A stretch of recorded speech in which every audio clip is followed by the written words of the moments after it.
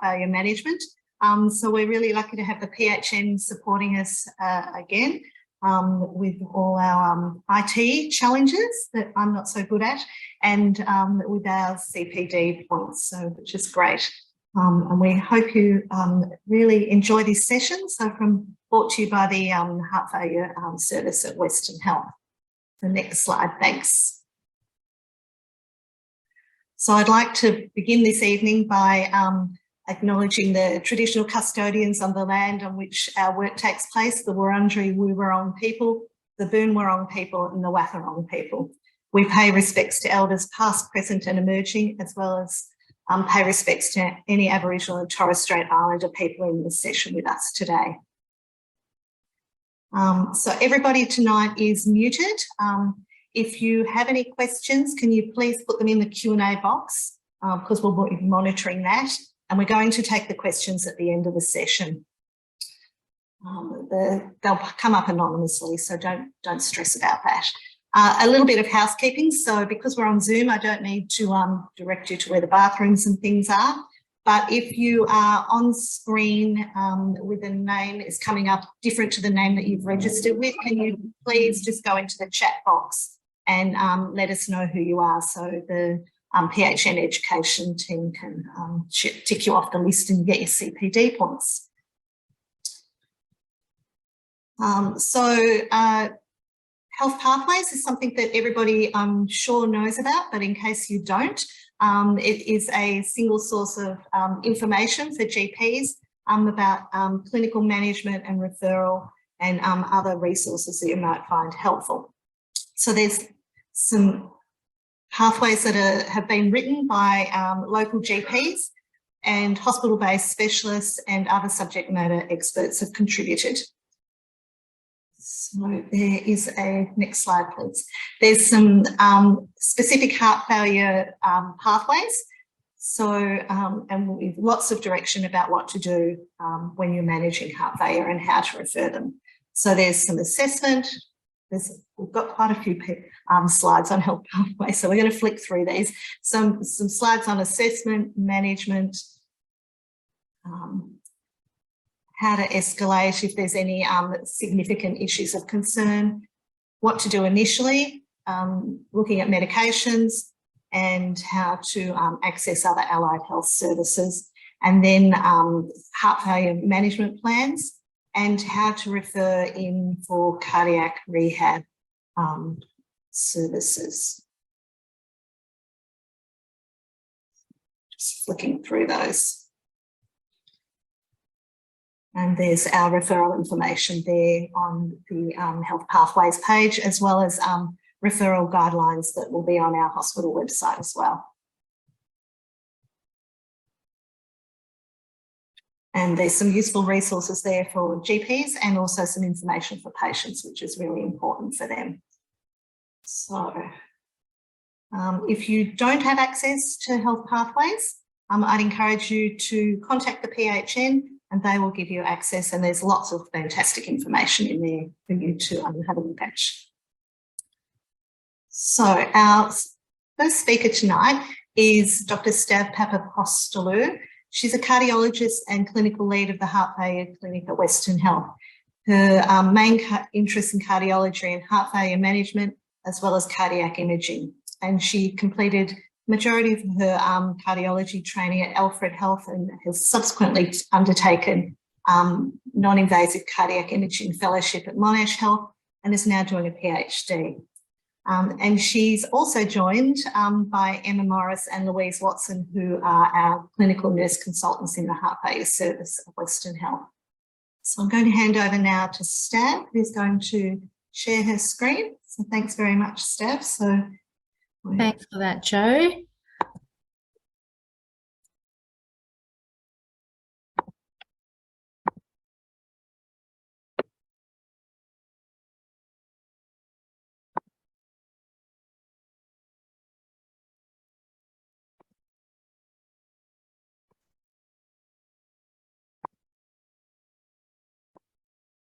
Okay, can everybody see that? So my name's Stav Papapostolou, and today I will be given a presentation on heart failure management and mainly focusing on aspects of heart failure management that are important in GP practice. So the aims of today's session is to help improve GP understanding of heart failure management, when and how to refer for cardiology input.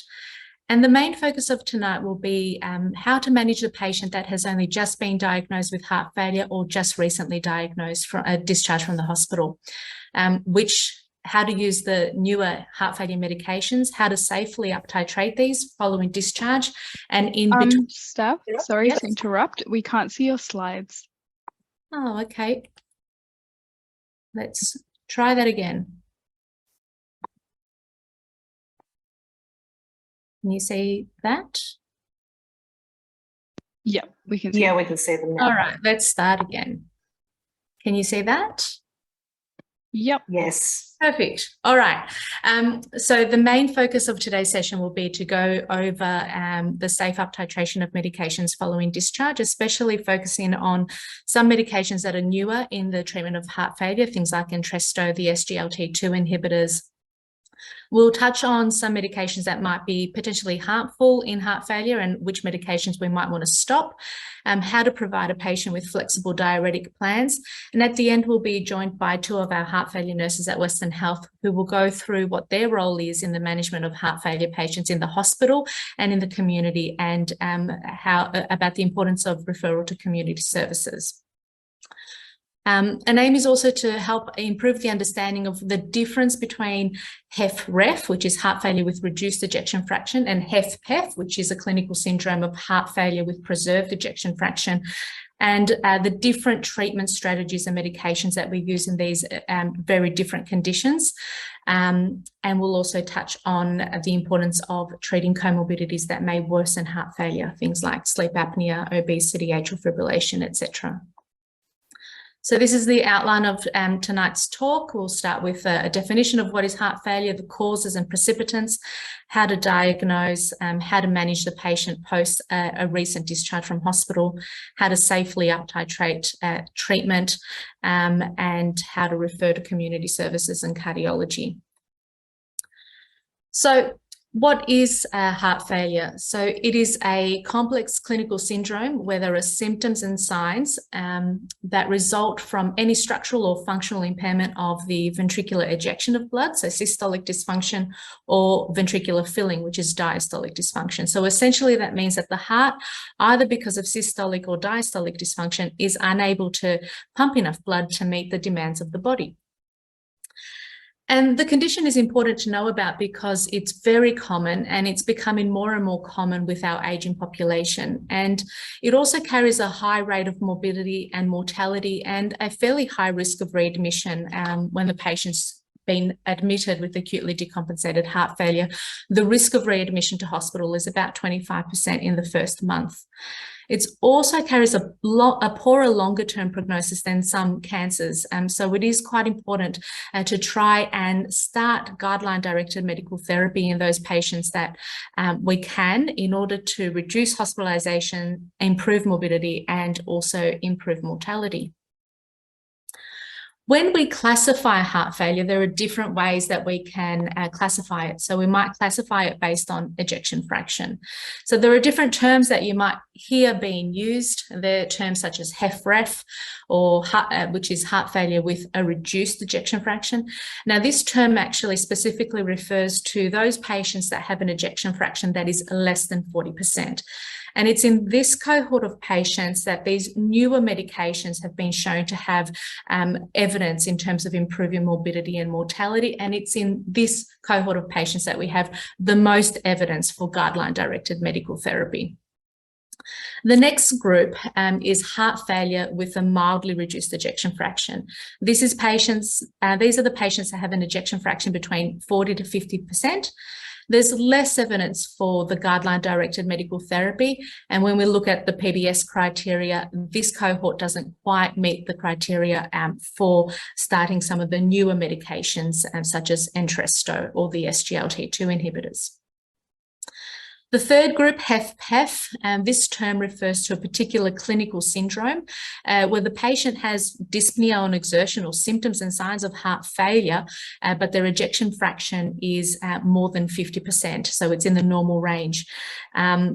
The treatment focus in this group is really decongestion, trying to maintain euvolemia, and otherwise the focus is on controlling the contributing factors, so controlling things like their weight, sleep apnea, atrial fibrillation.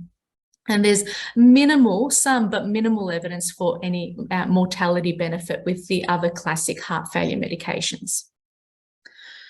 Now, other things that might cause heart failure, so people might present with symptoms of heart failure due to valve disease, and that might be valve stenosis or regurgitation or ischemia, or they may have symptoms of heart failure because of arrhythmias, or due to cardiomyopathies such as infiltrative cardiomyopathies, restrictive, hypertrophic, non-compaction, or related to chemotherapy. Now, if we are seeing someone in the clinic who has an episode of acutely decompensated heart failure, it's not only important to treat the heart failure, but to search for and treat any underlying precipitant.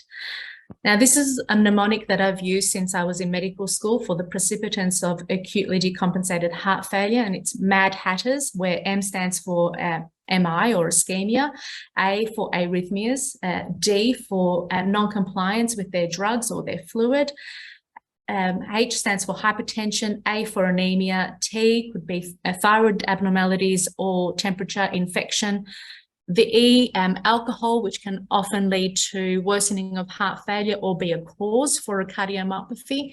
In this group, I also class other drugs such as amphetamines, methamphetamines, or other drugs that may worsen heart failure or lead to fluid retention. The R stands for worsening renal function, and the S for sleep apnea. So these are things that I always keep a checklist at the back of my mind when I'm seeing someone with an episode of acutely decompensated heart failure, to look for these things and also treat. So how do we diagnose heart failure? As we do with any condition, we go through history, examination, investigation. On history, a patient with heart failure might describe having a reduction in their exercise capacity, feeling fatigued, having breathlessness on exertion. They might have a cough because of fluid overload, or they might describe orthopnea or PND. They might have weight gain because of fluid retention, and they might have evidence of fluid retention with peripheral edema or ascites. And with ascites, they might have a loss of appetite or nausea. On examination, we might see evidence of fluid overload with peripheral edema or ascites or pleural effusions clinically, or crackles when we listen to their lungs, or their JVP might be elevated. But another important thing to look for when we're seeing a patient in the outpatient setting is to make sure that they're adequately perfused. And if there's any concern that they're hypotensive or they're peripherally cool or having signs of shock, that we refer them on to be seen in the emergency department. If we are suspecting that a patient has heart failure, there are certain investigations that we might do. So an ECG, often people that have heart failure might have evidence of the left bundle branch block, but on the ECG, it might help us determine what the underlying cause is. So there might be ischemic changes pointing to an underlying ischemic cardiomyopathy, or we might have an arrhythmia seen on the ECG, or atrial fibrillation where the ventricular rate is poorly controlled, that might point to underlying causes. The blood tests, again, are done to really look for any precipitating factors. So we will check their hemoglobin, their thyroid function, inflammatory markers. We may or may not do troponins depending on their symptoms. We will do some iron studies as well. A BNP is something that's often used in the outpatient setting, and it may or may not be useful. I am quite mindful of the fact that there is an out-of-pocket cost for patients to have a BNP. I guess the utility is in those patients where we're not sure if they have heart failure, if their BNP is truly very, very low, it makes heart failure much less likely. But we need to keep in mind that it can be altered in certain conditions. So it might be reduced in those patients that are morbidly obese, or it might be elevated in those conditions where people have renal failure or liver failure. In patients where we are suspecting heart failure, we may go on to do a chest x-ray that might show evidence of pulmonary congestion or cardiomegaly. But really the most important test to do in someone where we're suspecting heart failure is an echocardiogram. This will help us determine if there is systolic dysfunction, so heart failure with reduced ejection fraction, and also allow us to assess their diastolic function and what their left atrial pressure or their left-sided filling pressures are. It will also be useful to see if there are any underlying valve abnormalities, so severe valve regurgitation or stenosis that might be the cause of their heart failure symptoms, or regional wall motion abnormalities that might point to ischemia as the underlying cause. And as I mentioned before, it's also really important to investigate for underlying potential causes or precipitants. Now, when we have a patient that's admitted with acutely decompensated heart failure in hospital, our treatment is really focused on decongestion whilst they're an inpatient, trying to get them euvolemic. So that means that patients in hospital are usually put on a strict fluid balance. We put them on a fluid restriction, generally of about 1.5 litres a day with daily weighs, and we treat them with diuretics such as Lasix, trying to slowly get them back to being euvolemic. We also would investigate and treat any potential precipitants. So we would usually exclude ischemia, look for any arrhythmias, and look out for any infections. If the patient's been admitted to hospital with the first presentation of heart failure, often, but not always, we try to rule out ischemia as the underlying cause. In those patients that are high risk for having ischemia as the underlying cause of their heart failure, we may do an invasive coronary angiogram. And in those people that are lower risk, we may choose a different test, something non-invasive such as a CT coronary angiogram. Also during their inpatient stay, there is evidence for topping up people's irons if they have iron level, if they have heart failure with reduced ejection fraction. So that's something that we try to do as well in patients that have heart failure with reduced ejection fraction. We have heart failure nurses on the wards, and we aim to have our heart failure patients seen by the heart failure nurses to provide them with education about what their disease means and how to manage it at home. And for those patients that can participate in cardiac rehab, a referral to cardiac rehab is really important. We also try and institute our guideline-directed medical therapy whilst the patient's in hospital. We don't often get them to the target doses, and so it's important in the outpatient setting with joint collaboration between the GPs and the cardiologists to slowly try and uptitrate patients' therapy. So in those patients that have HFrEF, so an ejection fraction less than 40%, there are broadly speaking, four large groups of medications that are shown to have a morbidity and mortality benefit. The first group is we choose one of either an ARNI, such as Entresto, an ACE inhibitor, or an angiotensin receptor blocker. The second class of drugs are the beta blockers that are heart failure selective, and we try to not start them until the patient is euvolemic. And the third group of drugs are the mineralocorticoid receptor antagonists, such as spironolactone. And the fourth group of drugs are the SGLT2 inhibitors, such as dapagliflozin and empagliflozin. That's what we usually do in patients with heart failure with reduced ejection fraction. And in those patients that have mildly reduced ejection fractions or heart failure with preserved ejection fraction, the treatment is slightly different, and we'll go into those. Now, once we've gotten a patient in hospital euvolemic or close to euvolemic and instituted some treatment and they're ready for discharge, we do like patients to be seen fairly soon after an inpatient stay. And the guidelines say between 1 to 2 weeks, and ideally within 7 days. So we do ask our patients to try and make an appointment with their GP.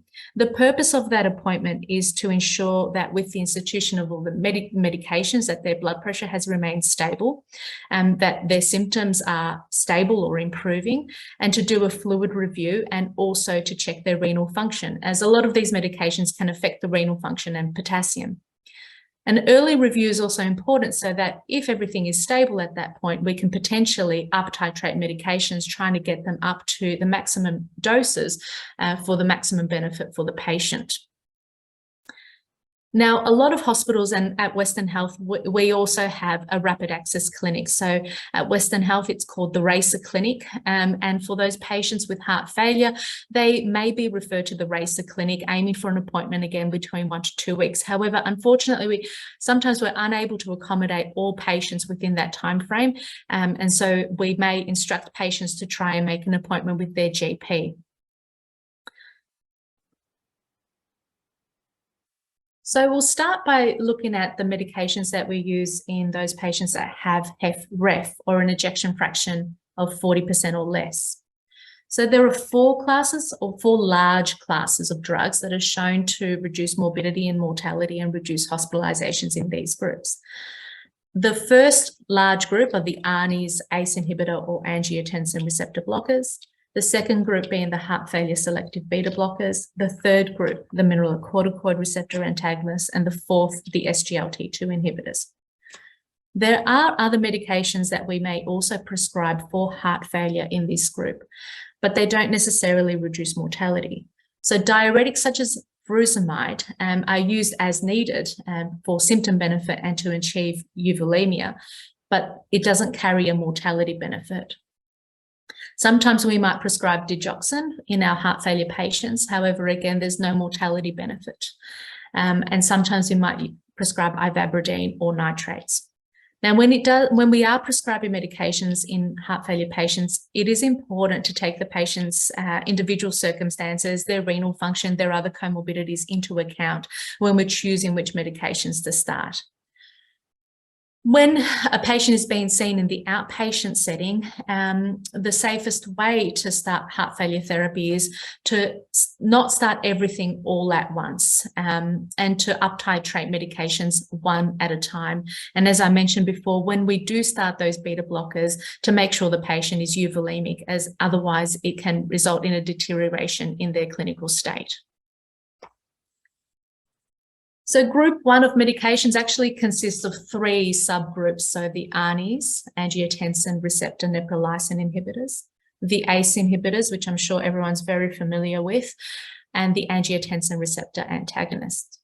So the newer out of this group are the ARNIs, which is sacubitril valsartan, also known as Entresto. It's really only been used for heart failure with reduced ejection fraction in the last few years. Not everyone might be familiar with this medication. The second and the third group, I'm sure everyone's fairly familiar, as they've been used for the management of heart failure for a long time and for blood pressure management as well. When we're prescribing these medications for patients with heart failure with reduced ejection fraction, you can only prescribe 1 out of the following 3 groups. So if the patient is already on an ACE inhibitor, they can't also be on an angiotensin receptor blocker or Entresto. It can only be 1 out of the 3 groups. So we'll start with Entresto. So Entresto is the newer medication. It is on the PBS only for those patients that have an ejection fraction of less than 40%. The Australian guidelines for heart failure management say that we can start it straight up or change over to Entresto from an ACE inhibitor or angiotensin receptor blockers. But the PBS criteria state that the patient should be stable on an ACE inhibitor or an ARB prior to switching over to Entresto. So if we are switching a patient over from an ACE inhibitor or an angiotensin receptor blocker over to Entresto, it's quite important that we counsel the patient that they need a good 36-hour washout period between stopping the ACE inhibitor or ARB and starting the Entresto. Other things to be important to know about with Entresto is that it can cause a bit more symptomatic hypotension than an ACE inhibitor or an ARB. So something to be mindful of, especially maybe in elderly people or people with falls, etc. Now, who would we start it on? Patients that have HFrEF, so an ejection fraction less than 40%. They need to have an adequate enough blood pressure, so a blood pressure that's more than 100 without any symptoms of dizziness, and they need to have reasonable renal function with the GFR more than 30 and a potassium less than 5. Now, Entresto is a medication that's given twice a day, morning and night. The starting dose is 24/26 milligrams BD, and the aim is to get it up to the maximum dose of 97/103 milligrams BD. Another thing to be mindful of is that Entresto may have a mild diuretic effect. So it's important to, if you are starting or up titrating, to subsequently review the patient and their fluid balance, as we might end up needing to dose adjust or reduce their diuretics. Also, it can't be prescribed in patients that have had angioedema or anaphylaxis previously to ACE inhibitors or angiotensin receptor blockers. So if a patient's been discharged home from hospital and they were started on a little bit of Entresto and you're seeing them for follow-up, and the aim is to up titrate. Prior to up titrating, it's important to ensure that they've been stable on their current dose for at least 2 weeks, and that their renal function has been stable on their previous dose, so that there hasn't been a deterioration in their creatinine by more than 25%, and that their potassium has remained okay at less than 5. So if they fulfill that criteria, they're stable, they don't have any dizziness, their blood pressure is more than 100, their renal function has stayed stable enough, then you can try to up titrate to the subsequent dose with another review in about 2 weeks' time. Now, Group 1B are the ACE inhibitors, which I'm sure everyone's quite familiar with. The two that we usually use in heart failure are ramipril and perindopril. The target dose that we aim to get to, if the patient tolerates it, is 10 milligrams a day. The starting doses are usually 2.5 milligrams a day, but in some people that have quite severe LV dysfunction or borderline blood pressure, we might go even more gentle and start at 1.25 milligrams per day. Up titrating these, again, similar sort of guidelines. You'd want the patient to have been stable on their medication for a good 2 weeks, their blood pressure being more than 100, they're not dizzy, the potassium is stable, less than 5, and their GFR is more than 30. The angiotensin receptor blockers we might use in some situations, so candesartan or valsartan, same up titration guidelines as the ACE inhibitors. Starting dose of candesartan generally 4, but again, sometimes it might go even more gentle and go for 2 milligrams a day. And valsartan starting dose 40 milligrams a day, aiming for 160 milligrams twice a day. So that's the first group of drugs that we use in HFrEF, choosing either from Entresto or an ACE inhibitor or an angiotensin receptor blocker, starting at lower doses and trying to gradually up titrate. The second group of medications are the heart failure selective beta blockers, which we don't start when the patient is overloaded. The 4 different beta blockers we can choose from are bisoprolol, nebivolol, carvedilol, and metoprolol XL. I will actually provide these slides. But the starting doses for bisoprolol and nebivolol are similar, 1.25 milligrams or 2.5 milligrams a day, with the aim to get to 10 milligrams a day if the patient tolerates it. And the starting doses for carvedilol and metoprolol are also there. When we're up titrating the beta blockers, again, we need to make sure that they've been stable without any dizziness on their current heart failure regimen, and that their blood pressure remains above 100. And of course, we need to ensure that their heart rate remains above 60 if we are up titrating the beta blockers. The third group of medications are the mineralocorticoid antagonists. There are 2 different ones, but so spironolactone and eplerenone, but I presume spironolactone is the one that is most commonly prescribed in GP practice. The starting dose is 12.5 milligrams a day, and for heart failure, the target would be 50 milligrams a day if the patient and their renal function and potassium tolerates it. Eplerenone is another MRA. However, it is only on the PBS for those patients that have an ejection fraction that's less than 40% in the context of a myocardial infarction, and it has to be prescribed within the first 3 to 14 days post myocardial infarction. So that would generally be something that's started in hospital. When we're up titrating, again, need to make sure the patient's stable on their current therapy, blood pressure remains above 100. We wouldn't start it or up titrate it if their potassium is above 5. And when we're up titrating, we would want to ensure that their GFR still remains above 30 and that their creatinine hasn't risen by 25%. If we have hypokalemia as a side effect of this medication, that would be an indication to either reduce or stop the spironolactone. So we would stop it if we couldn't maintain the potassium less than 5.5 millimoles. And when we're uptitrating, because of the potential effect on renal function and potassium, it's quite important to monitor the renal function. So I normally will check it 1 to 2 weeks after starting or uptitrating the spironolactone. And then usually I will check it monthly for the first 3 months, and then at least check it every 6 months ongoing whilst the patient's on it. The fourth group of drugs that has a morbidity and mortality benefit in HFrEF, so patients with an ejection fraction less than 40%, are the SGLT2 inhibitors. So these are medications that are diabetic medications. So the two that we use in heart failure are empagliflozin or Jardiance and dapagliflozin, Forxiga, and the dose in heart failure is 10 milligrams per day.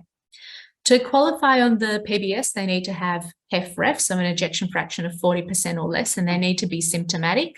And it is a medication that's added on to the other heart failure medications. Important to note that SGLT2 inhibitors can also have a mild diuretic effect, so it's important to follow up the patients and do a fluid balance because, again, we might need to dose, we might need to titrate the diuretics.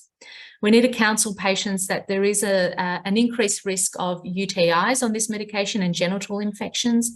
And there's also a risk of euglycemic ketoacidosis. So it's important we tell the patients that if they are fasting for whatever reason, or they're sick, or they're unable to, or they've got nausea, vomiting, gastro, that they should withhold the SGLT2 inhibitors on those days. And for that reason, we don't prescribe it in the type 1 diabetics. So in general, if a patient's been discharged from hospital with a new diagnosis of heart failure or started on these heart failure medications and they're seeing the GP at the 1 to 2 week mark for follow-up, or they're seeing the GP in between cardiology visits, generally a safe thing to think about when we're uptitrating is to ensure the patients are stable from a symptom point of view on their medications, they're not dizzy on their current regimen, that their blood pressure has been adequate, above 100, that their renal function and potassium has remained stable. And then if we are to uptitrate it, we would uptitrate one medication at a time with the aim to bring the patient back in a few weeks' time for a fluid review, a blood pressure check, and a review of their symptoms, and to further uptitrate if possible. Now, back to the blood pressure, often some patients that have quite severe LV dysfunction, they might have a very low resting blood pressure. They might have a systolic blood pressure of 90 millimeters of mercury. Now, in those patients, and these patients usually know that they normally have a very low blood pressure.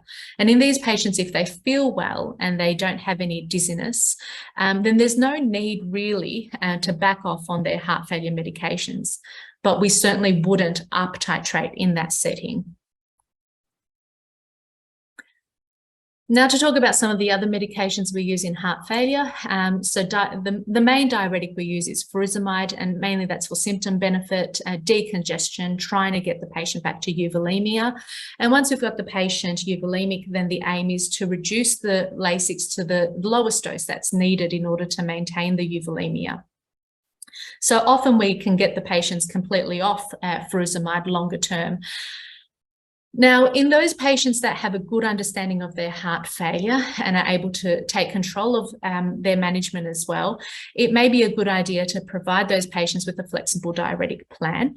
And often when we see patients in hospital, we do give them some education and some symptoms and signs to look out for. And we tell patients that if their weight has increased 1 kilo per day, 2 days in a row, that might be an indication that they're starting to retain fluid. We usually tell them to reach out to a health professional at that time. And for those patients that are able to or have a good understanding of their heart failure, we may provide a flexible diuretic plan. The role of the flexible diuretic plan is to try and get on top of it early and to try and keep the patient well in the community.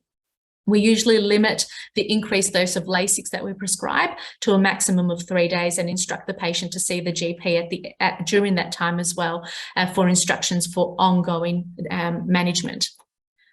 So this is an example of a flexible diuretic plan for a patient that has heart failure. So if their weight has gone up by 1 kilo a day, 2 days in a row, we may, and they're not normally on any Lasix, we may have instructed them to start taking a little bit of Lasix, either 20 milligrams or 40 milligrams a day for up to 3 days, with the plan to see a health professional, usually their GP, during that time for a plan for their ongoing management. If their normal dose is 40 milligrams, we might instruct them to double it to 40 milligrams twice a day, and again to see the GP within the 3 days for ongoing diuretic management. So here are some of the other medications we use in heart failure with reduced ejection fraction. An add-on therapy can sometimes be ivabradine, and it can be used in those patients that continue to have symptoms with heart failure despite being on the classic heart failure medications and on maximal tolerated beta blocker doses, and they continue to have a heart rate that's above 70. So if they fulfill that criteria and their ejection fraction is also less than 35%, then we might start a small dose of ivabradine, 2.5 milligrams per day, aiming to uptitrate it. And one of the benefits of ivabradine over beta blockers is some people might not tolerate the beta blocker because of hypotension, whereas ivabradine has a smaller effect on blood pressure. Digoxin can sometimes be used and nitrates. And then the other thing we sometimes do in heart failure patients is device therapy. So devices such as defibrillators or biventricular devices can be used in those patients that have an ejection fraction that remains reduced, remains less than 35%, despite having been on optimal medical therapy for a good 3 months. So if a patient is newly diagnosed with heart failure and they get started on guideline-directed medical therapy, we would normally aim to do a repeat echocardiogram after they've been on that optimal medical therapy for 3 months to assess their ejection fraction. And if it still remains quite low, so at least moderate to severe, less than 35%, then we may consider a defibrillator or a biventricular device. I touched on before that supplementing iron is important in those patients with heart failure with reduced ejection fraction. So those people that qualify for an iron infusion with heart failure and reduced ejection fraction are those with a transferrin saturation less than 20% and a ferritin that's less than 300. It's also important for our HFrEF patients to stay up to date with their vaccinations, so the COVID, pneumococcal and influenza vaccine. Education is absolutely vital in HFrEF patients so that they have a good understanding of their disease and are able to manage it at home. We usually instruct patients to keep an eye on their weight so that to know when to seek help. Most but not all patients are put on a fluid restriction. And we also advise that they don't smoke and avoid illicit drugs or excess alcohol use. And it's also important to treat the comorbidities that are known to contribute to or worsen heart failure. So we focus on things like obesity, atrial fibrillation, alcohol and drug abuse, and treatment of sleep apnea. And cardiac rehab is also very important. There are some medications that might lead to fluid retention or worsen things in heart failure. So the non-steroidals, including the COX-2 inhibitors, can lead to fluid retention. Verapamil and diltiazem have a negatively inotropic effect and are therefore contraindicated in those patients that have a reduced ejection fraction. Steroids might also lead to fluid retention, and there are some diabetic medications, the gliptins and the glitazones, that can also worsen heart failure. Now, some patients that have a reduced ejection fraction, with treatment, their ejection fraction might improve. It might go to more than 40%, or it might entirely normalize to more than 55%. In most cases, we usually still continue medications, and that's because if we stop everything, 50% will relapse with medication cessation. So there are some where they might be stable for a very long time, and we might choose to start to reduce medications. But if we are reducing medications, we really need to do that carefully, educating the patient about what symptoms of heart failure to look out for, and also monitoring of the ejection fraction over time. So that's how we treat patients with heart failure with reduced ejection fraction. Lots of evidence for those 4 large groups of medications in terms of reducing morbidity and mortality. So hopefully that helps everyone have a bit of an understanding about how to safely uptitrate some of those newer medications and Entresto. Now, for the group that has only a mildly reduced ejection fraction, an ejection fraction between 40 to 50%, the evidence is not so clear for a lot of these newer medications, and for that reason, they're also not on the PBS for this group of patients.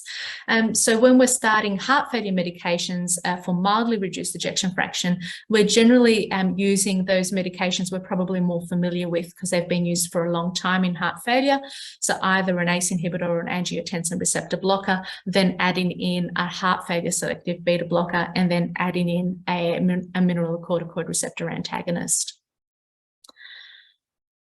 So that's what we do in HFrEF and heart failure with mildly reduced ejection fraction. And now briefly to touch on HFpEF. It's very different to those patients that have a reduced ejection fraction. The heart in someone in HFpEF is usually quite thick. There's concentric remodeling or concentric hypertrophy. There's usually evidence of diastolic dysfunction. And with that, you may have elevated left atrial pressures and dilated atria on the echocardiogram, and you may or may not have elevated pulmonary pressures. Now, HFpEF can sometimes be quite challenging to diagnose. So these are those patients that present with heart failure symptoms and signs, but their ejection fraction is normal. We might see things on the echo that point to heart failure with preserved ejection fraction. So there may be evidence of diastolic dysfunction and evidence of elevated filling pressures, either with rest or if we were to do a stress echo or stress right heart cath. Nonetheless, it's still quite common. It accounts for about 50% of heart failure, and it still carries a high morbidity and mortality. But we don't have the same kind of guideline-directed medical therapy as we do in HFrEF. There's a strong link with comorbidities such as being overweight or hypertension, renal disease, atrial fibrillation, sleep apnea, diabetes. And the focus in HFpEF is really treating those things. Just wanted to say that patients with HFpEF will have diastolic dysfunction. However, not everyone with diastolic dysfunction has HFpEF. So we start to see changes in our diastology as we age, and those things, those are a normal part of the aging process. So just because someone has diastolic dysfunction on an echocardiogram, it doesn't necessarily mean HFpEF. There are some scoring systems because it can be challenging to diagnose that we might look at. So this is the H2FPEF score, where we look at things like obesity, hypertension requiring multiple agents, atrial fibrillation, pulmonary hypertension, being elderly, or elevated filling pressures on an echo. And if you score 6 or more of those, then the probability of having HFpEF is high. So the diagnosis really is based on demonstrating that the patient has clinical signs and symptoms of heart failure, and investigations showing that their dyspnea is likely cardiac in nature. So often, if we're not sure, we might go on and do some provocation studies where we do an exercise echocardiogram or even an exercise right heart cath to demonstrate what the filling pressures are at rest versus exercise. So the treatment mainly is focused on treating those comorbidities and also diuretics as required to maintain euvolemia. The evidence for the other classes of medications is not as strong. There is some level 2A evidence of a benefit of the SGLT2 inhibitors, so dapagliflozin and empagliflozin. However, it's not on the PBS for this reason, and so the patient would only qualify really if they qualified for the medication for another reason, for example, their diabetes.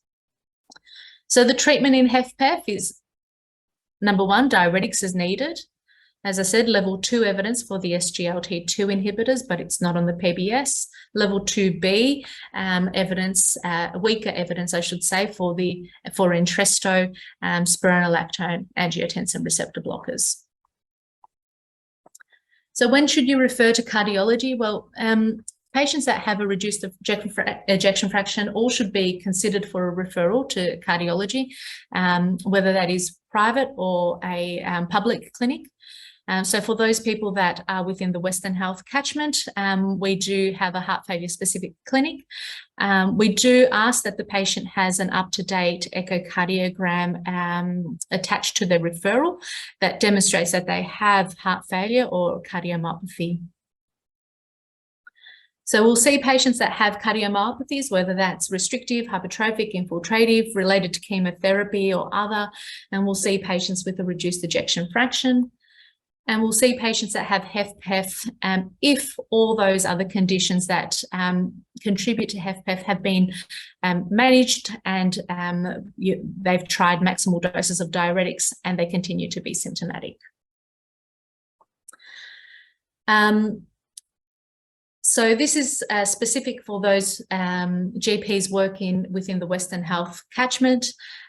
So referrals to the heart failure clinic, we will see, so patients don't need to be referred to us if they already have a cardiologist taking care of their heart failure.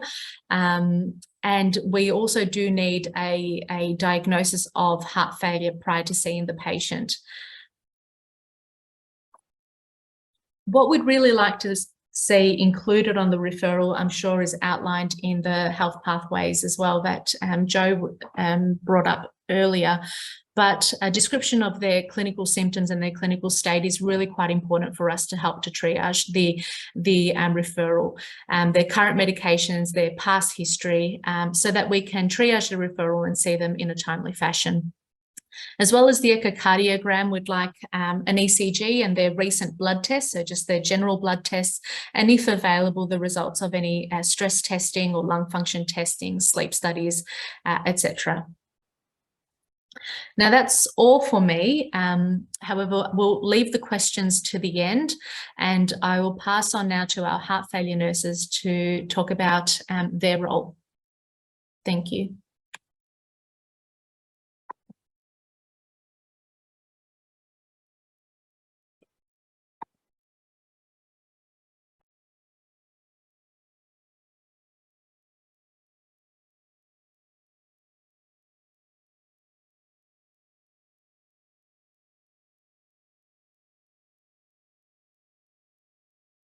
Sorry about that.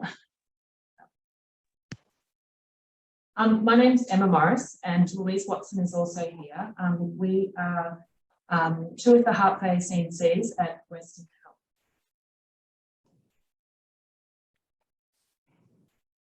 Health. So the heart failure service at Western Health is a model of care for patients who present to the emergency departments at both Sunshine and Footscray hospitals with a clinical presentation of heart failure. Our service incorporates a multidisciplinary model of care led by the cardiology team with daily consultation also by a geriatrician and the heart failure clinical nurse consultants for all patients over the age of 65. The heart failure clinical nurse consultants also see patients under the age of 65 in consultation with the cardiologist. We currently have 1.6 EFT heart failure CNCs who attend both the cardiology and the geriatrician ward round each day, and we aid in coordinating care between the two teams.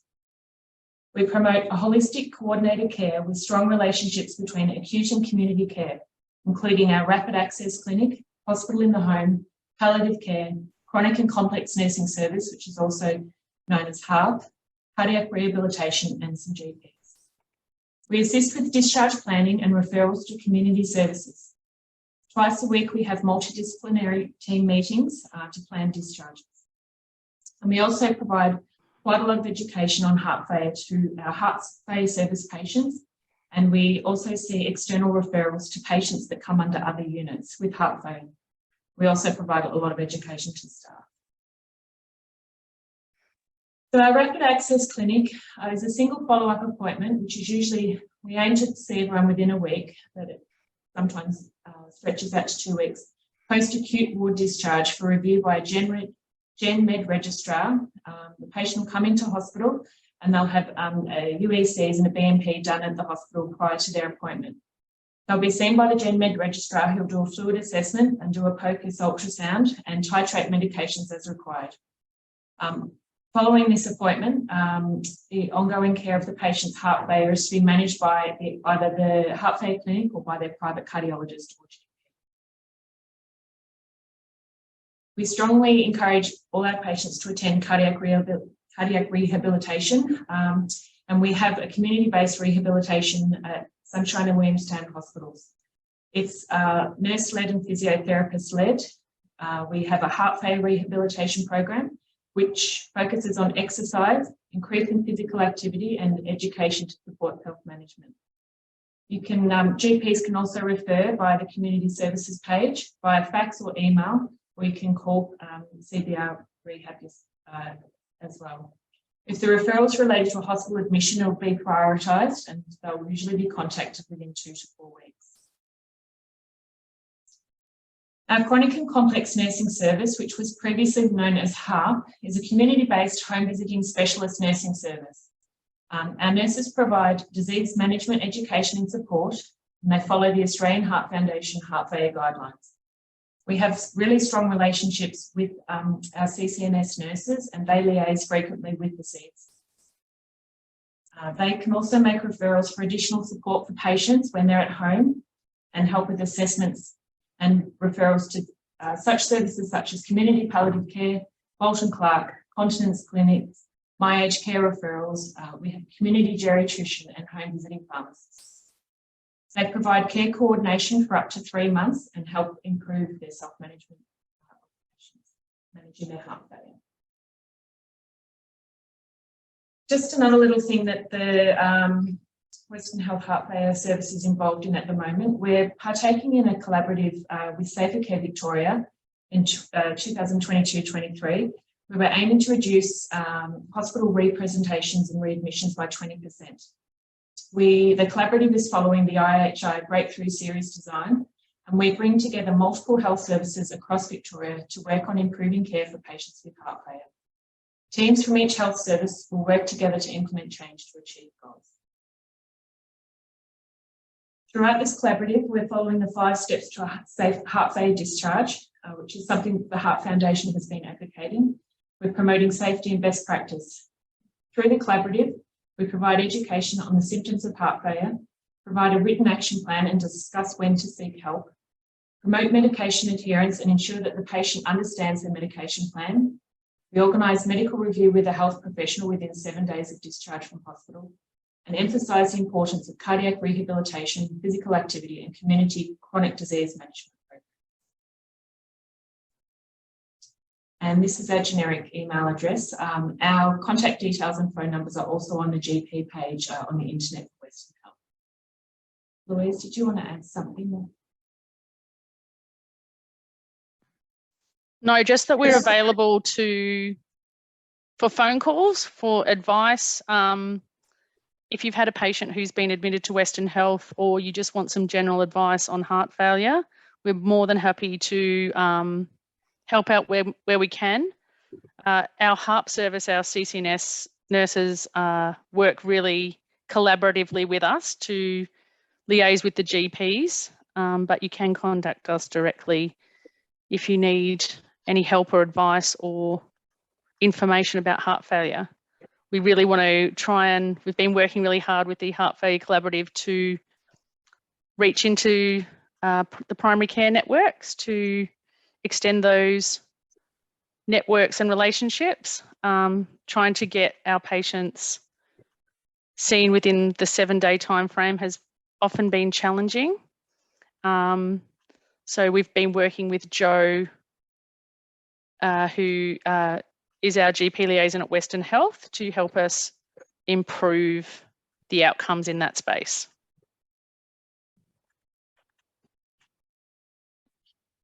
Just trying to get my page off sharing.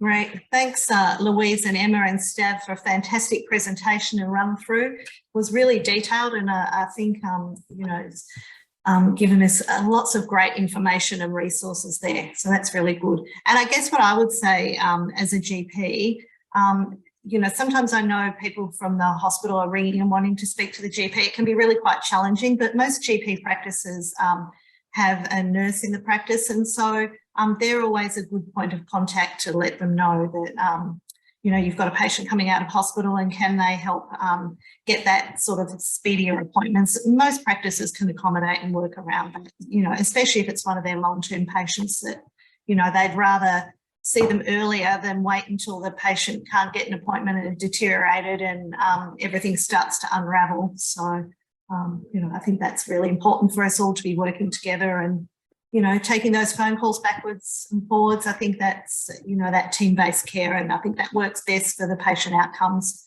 And no one wants to sort of be bouncing them back into ED again, you know, because they'll sit there for hours and it doesn't do anybody any good.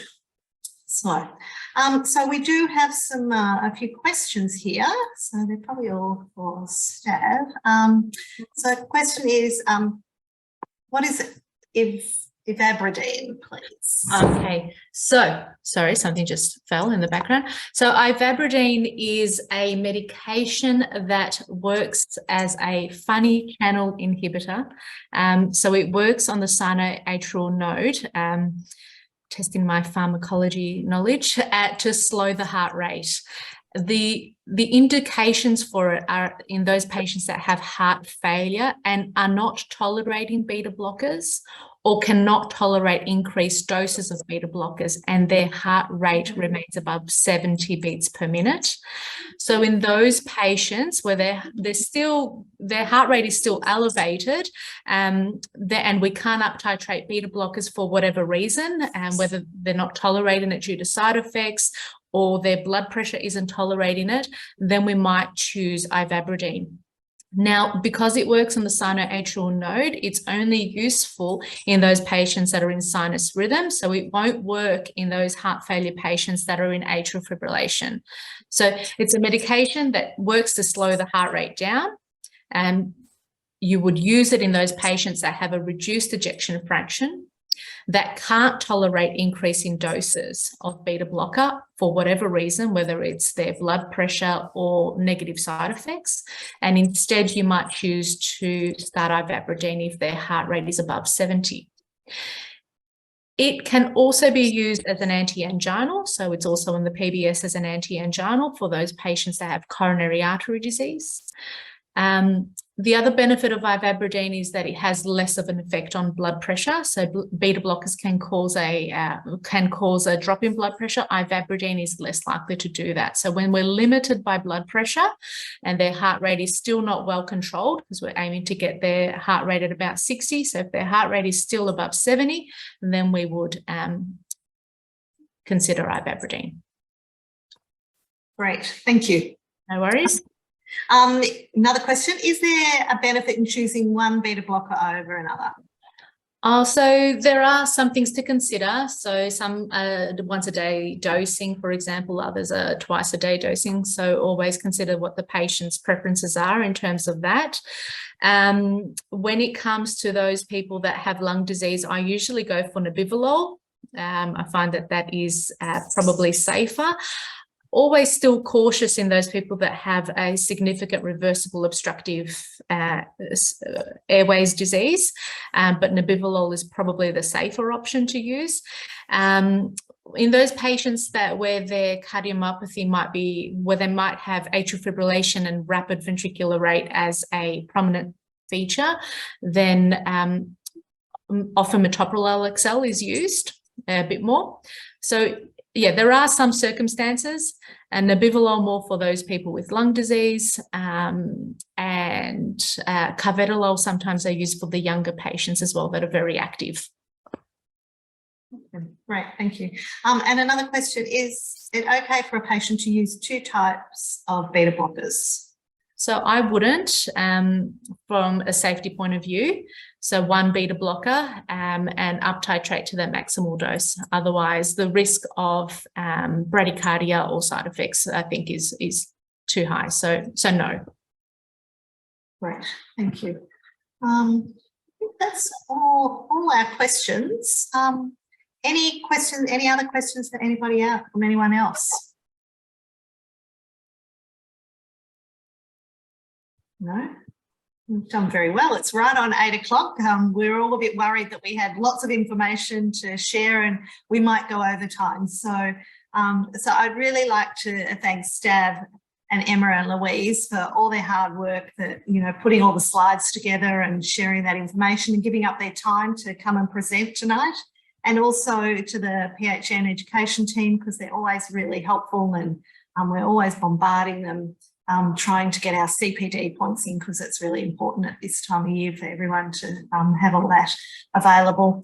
So I think we're going to be sharing the slides with you, so that will be really helpful, and probably in a week or so the recording will be up on the PHN YouTube channel, and so that will give you an opportunity to have that access to the slides and then be able to make notes and go through and listen to those pearls of wisdom, because it's really a lot of information to take in a relatively short period of time, and then have a look and see what the info that's on Health Pathways. So when you do have someone, you're feeling more confident in managing them, and got a bit of a plan of what to do when they come back into your practice.